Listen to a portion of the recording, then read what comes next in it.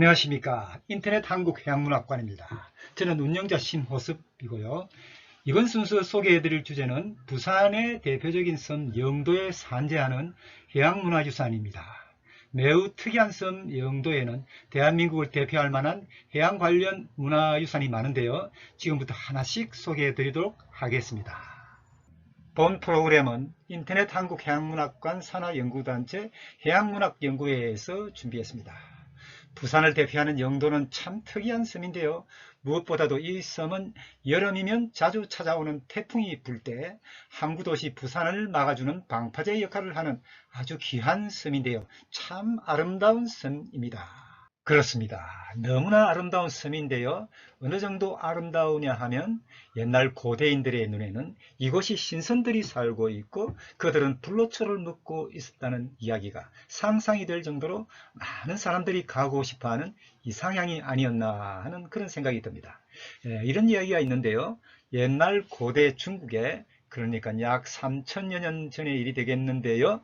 대륙을 통일한 지상에 막강한 권세를 갖게 된 진시황제. 진시황제는 언제부턴가 불로장생, 영원히 산다는 꿈을 가지고 있었는데요. 그것을 해결해 줄 불로초를 찾고 있었습니다.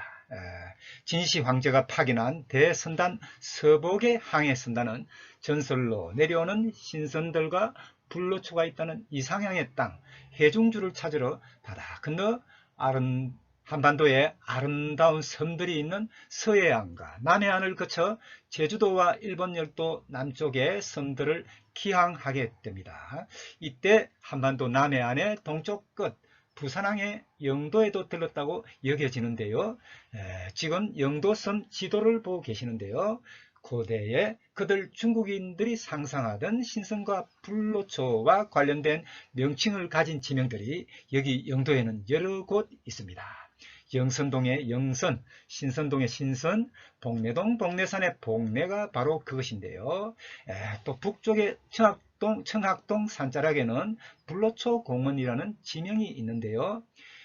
영도에는 이렇게 고대 중국 진시황제의 불로초를 찾아 나선 항해선단이 이곳에 들렀다는 것을 말해주는 문헌적 흔적이 적지 않습니다. 지금 보고 계시는 그림에서 점을 찍고 번호를 붙인 부분은 영도 섬에 산재하는 해양문화 소재지인데요. 지금부터 영도에 산재하는 해양문화 유산에 대해서 하나씩 말씀드리겠습니다. 먼저 깡깡이 예술마을과 흰여울 문화마을입니다. 먼저 깡깡이 예술마을입니다. 육지 쪽에서 영도 섬으로 영도대교로 해서 걸어 들어오면 오른쪽에 위치해 있는 바로 이곳인데요. 지도에서 보면 제일 밑 상단의 왼쪽에 1번 이 지역이 되겠는데요. 이 지역은 육지 쪽으로 건너편 남포동이 있고요. 그리고 또 자갈치 시장이 있겠는데요. 바로 1번 위치가 되겠습니다. 깡깡이 예술마을의 깡깡이란 말은 과거 한국 근현대 산업 태동기, 그러니까 1950년대, 60년대, 70년대, 지금으로부터 약 60여 년 전이 되겠는데요. 이곳 바닷가에 수리조선소가 있었는데요. 이 조선소들은 지금도 흥업을 하고 있습니다만 이 수리조선소에 수리하는 배들은 선체 외판을 녹을 제거하고 페인트를 칠해야 하는데 이 외판 녹을 제거하기 위해서는 외판 벽에 매달려서 망치와 걸개로 직접 수작업을 해야 하는 것 아닙니까? 참 만만치 않은 노동이었겠는데요. 이 고된 작업을 당시 영도에 거주하는 여성분들이 이 일에 종사했다는 것 아닙니까? 당시는 우리 경제가 수준이 아주 낮았을 때인데요. 산업 현장에서는 이와 같은 노동에 종사하고 생계를 해결한 사람들이 적지 않았는데요. 현재의 한국 경제 사회의 번영은 이와 같은 평범한 사람들, 노동자들의 역할이 컸다고 봐야 할 겁니다.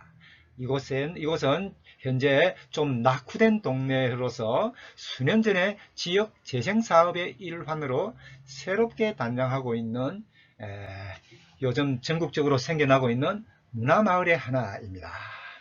말하자면 이 지역에 축적된 풍부한 해양산업의 문화적 유산과 예술이 엮여합한 문화마을이라고 볼 수 있겠습니다.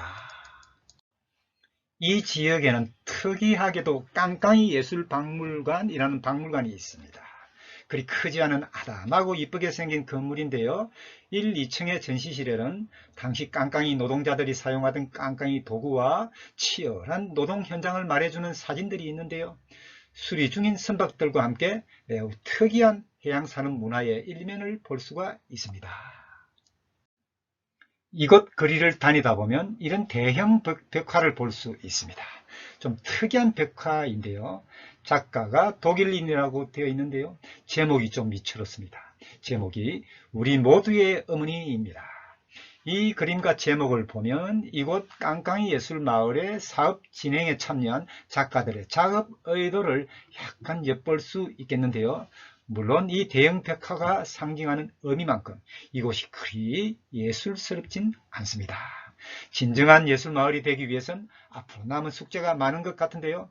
그렇지만 무한한 가능성을 가진 문화예술 현장이라는 생각이 듭니다. 깡깡이 예술마을, 우리 영도의 소중한 해양문화유산입니다. 깡깡이 예술마을에서 그림에서 1번 장소가 되겠는데요. 해안을 따라 남동쪽으로 20분 정도 발품을 하시면 흰여울 문화마을이란 곳에 도착을 합니다. 지금 보시는 지도의 2번 장소가 되겠는데요. 네, 흰여울 문화마을입니다. 네, 이런 그림입니다. 요즘 주말이면 외지의 방문객들로 붐비는 흰여울 문화마을이 되겠는데요. 보도자료에 따르면 작년 기준 이곳 방문객이 약 80만 명이었다는 뉴스를 본 적이 있습니다. 특별한 이슈가 없는데도 참 많이 찾아오는 그런 곳인데요. 좀 특이한 곳이죠. 급경사지에 얼망졸망한 집들과 작은 길이 미로처럼 얽혀 있죠. 최근 들어선 잘 차린 커피숍들과 공방들도 있고요. 여긴 6.25 전쟁 당시 갈 곳 없는 피난민들이 경사지에 집을 지으며 형성된 마을인데요. 우리 근대 역사의 한 단면을 보여주는 곳이기도 하죠. 여긴 전망이 좋은 것으로 널리 알려져 있는데요. 여기 바다 풍경은 그야말로 일품이죠. 여기 전망 좋은 커피숍에서 차 한 잔을 마시면서 바다 풍경을 감상한다면 결코 잊지 못할 경험이 될 겁니다. 그런데 여기서 한 가지, 그림에서 보면요, 지금 그림의 오른편이 되겠는데요. 그림에는 나와 있지 않는 이 그림의 오른쪽에 대해서 좀 설명을 드리겠습니다. 이 그림의 오른쪽은 바다인데요. 건너편은 송도라는 곳인데요. 유명한 해수욕장입니다. 말하자면 여기 바다는 이곳 흰여울 문화마을 해안과 송도 해수욕장을 낀 포구가 되는 지세입니다. 혹시 여기 바다에 이 부분에 무엇이 있는지 아실까요? 여기는 외항 묘박지라고 부르는 지역인데요. 묘박지의 묘는 박은 정박을 의미하고요. 말하자면 이곳은 항해선들이 저 부산 내항 부두에서 하역을 하기 위해서 순서를 기다리는 곳입니다.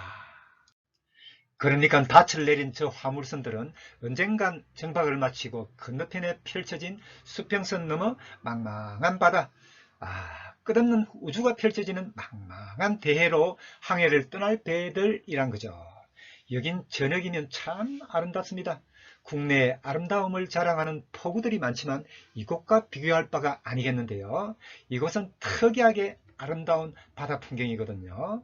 저녁이 오고 바다는 노을에 물들고 정박선들의 선등이 켜지면 그걸 바라보면 뭐랄까요? 그냥 황홀해지는 것 아니겠습니까? 바닷가로 내려가는 길이 있는데요. 바닷가 길은 절영산책로라고 부르는데요. 이 길을 따라 걸으면 또 좋거든요. 바닷가에 서서 살짝 바다에게 손을 내밀어 밀려오는 물결에 손을 적신다든지 물가를 차박차박 걸으면 그 기분은 말로 표현이 어렵거든요. 저 바다 태평양인데요. 저 먼 바다 대양에서 밀려오는 물결에 내 마음의 근심, 걱정을 내려놓는 경험. 뭐랄까요? 이런 걸 힐링이라고 하나요? 네, 그렇습니다. 이 길을 걸으면 많은 위안을 받곤 합니다.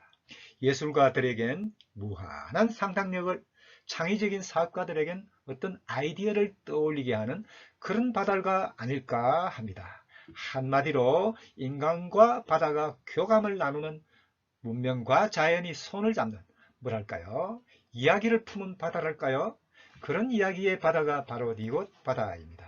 네, 지금까지 인터넷 한국해양문학관의 해양문학 연구회에서 말씀드렸습니다. 다음 시간 이어가겠습니다.